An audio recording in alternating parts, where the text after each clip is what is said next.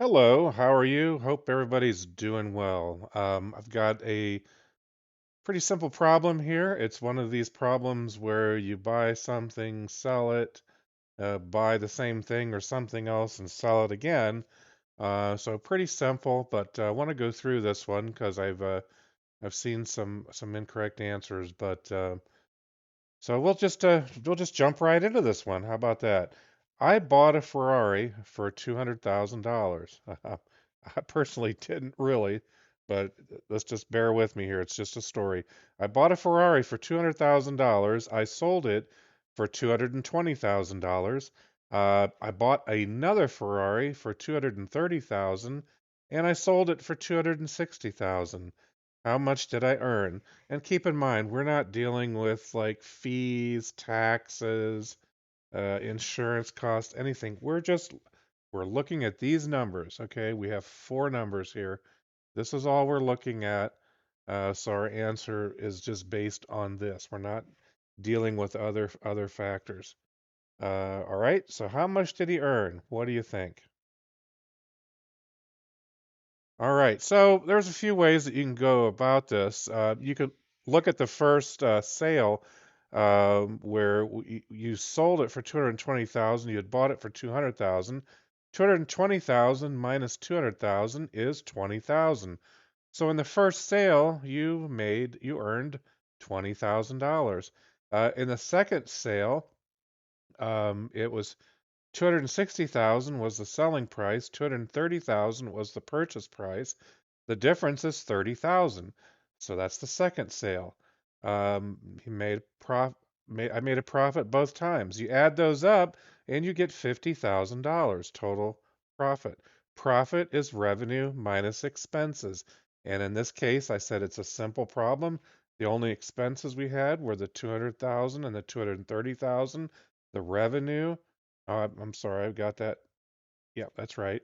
And the money that we made in selling was 220,000 and 260. So you would add 220, 260 to get the revenue, which is exactly the second way I go about it. $50,000 in profit before any other expenses or taxes. Okay, so like I just mentioned, you can also add up what was spent and then subtract it from the revenue. Revenue would be the money that came in. So this is another simple way of solving it. I spent 200,000 the first time I bought a Ferrari, and then I spent $230,000 the second time I bought a Ferrari. You add those two together, I spent a total of 430,000. Okay? The revenue, the money coming in, I brought in 220,000 the first time I sold a car. Second time I sold a car, I brought in 260,000. Add those up. It's $480,000. Profit is the revenue minus expenses.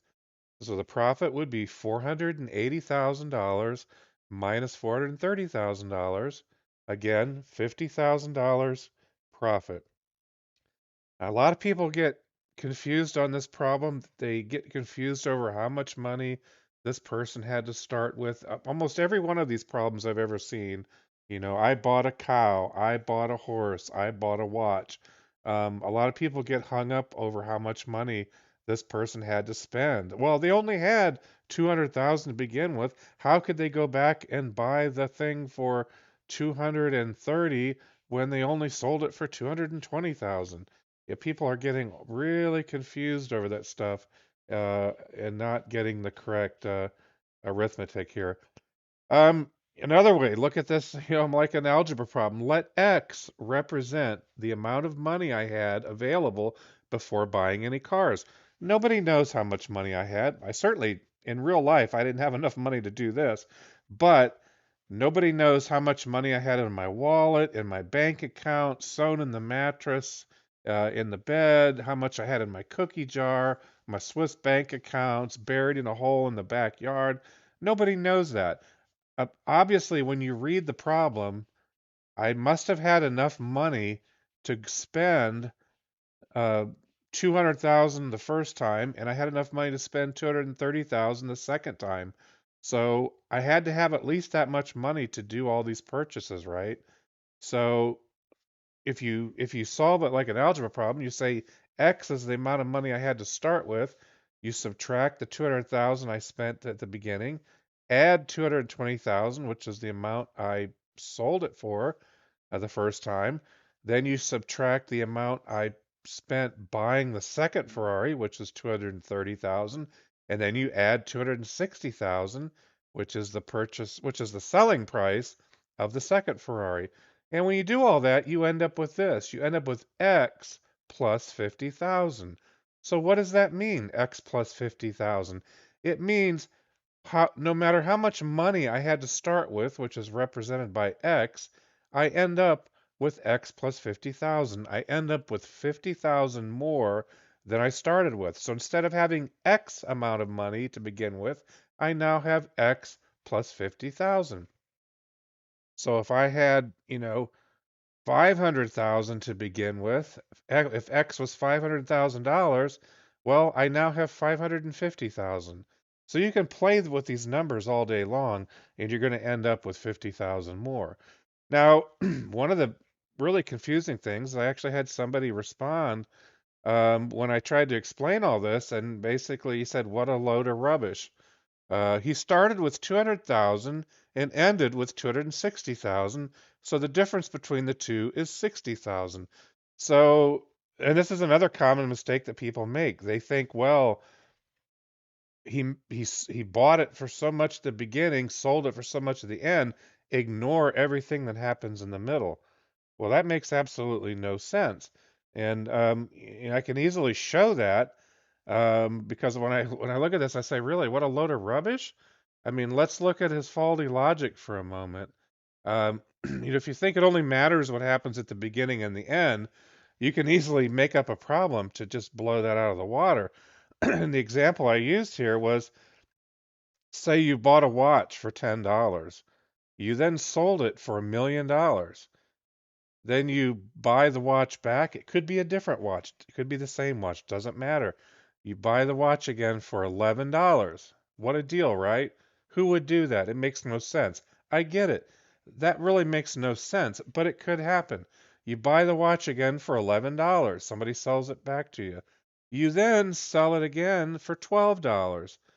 So by this person's logic, you only made $2 because according to him, it only matters that you bought it for $10 at the beginning and you sold it for $12 at the end. So what if you brought in $1 million here in the middle? I tell you what, I'm gonna go back and ask this guy. I'll take the real profit from this and I'll happily give you the $2. Because really, the way this really works out is if you brought in a revenue of $1 million on the first sale after spending $10, well, right there on the first sale, you made a profit of $999,990. And then on the second sale, hey, it wasn't so good, but it was 12 minus 11. 12 was what you sold it for, 11 was what you bought it for. That's a dollar. Well, all you need to do is add up the profit from the first sale to the profit from the second sale. Guess what? The actual profit is 999,990 plus $1 or $999,991. I'll tell you what, I would love to be able to go back to this guy and say, I'll keep all this and I'll happily pay you the $2 that you think you made and we'll be good. But because according to their logic, it's 12 minus 10 or $2. So I hope this has been helpful. I hope at least what this has helped some people with is the ability to break these problems down. Um, the biggest thing that I see, one of the biggest problems I see is people will look at this, they really don't break it down like I just did for you. And for some of you, this might be just so simple that it seems ridiculous, but I do see a lot of people look at this problem, and the first thing they see is that, well, gee, he sold it for 220,000 here, but he bought another one for 230,000. Well, right away he lost $10,000. In their mind, he lost 10,000, and so they automatically see it as a loss without really understanding how to break this down.